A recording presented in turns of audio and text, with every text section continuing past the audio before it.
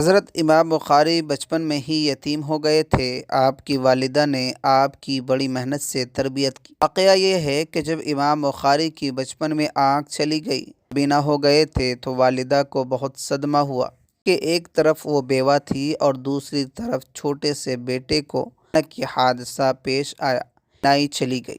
لوگوں نے علاج کیا، علاج سے عاجز آ گئے، بظاہر کوئی فائدہ نظر نہیں آیا۔ ماجدہ اپنے یتیم بچے کی اس حالت پر رات دن اللہ تعالیٰ کے سامنے روتی رہتی تھی، کرتی رہتی تھی اور بہت زیادہ دعا اور صدقہ کا اہتمام کرتی تھی۔ کی والدہ بڑی عبادت گزار، خدا رسیدہ خاتون تھی۔ ایک عشاء کی نماز کے بعد مصلی پر اللہ کے سامنے رونے لگی۔ اسی حالت میں انہیں نیند آ گئی۔ حضرت امام بخاری کی والدہ کو حضرت ابراہیم خلیل اللہ کی زیارت ہوئی۔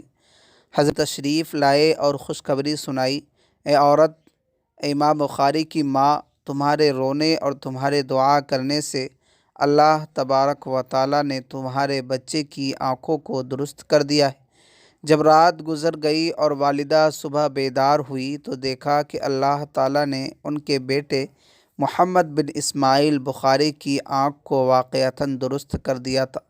پھر بعد اللہ تعالیٰ نے اس قدر آنکھ میں روشنی عطا فرمائی کہ امام بخاری نے اپنی مشہور کتاب تاریخ کبیر کو چاندنی رات میں چاند کی روشنی میں تصنیف فرمائی۔ اس واقعے سے یہ سبق ملا کہ ماں نیک ہو اور اپنی اولاد کی مستقبل کے لیے دعا کرے تو ماں کی دعا کی برکت سے اولاد کی دین اور دنیا اور آخرت سب سنور جاتی ہے۔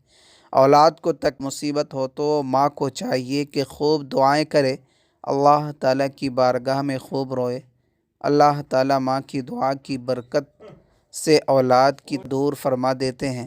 ماں کی دعا بہت جلد قبول ہوتی ہے۔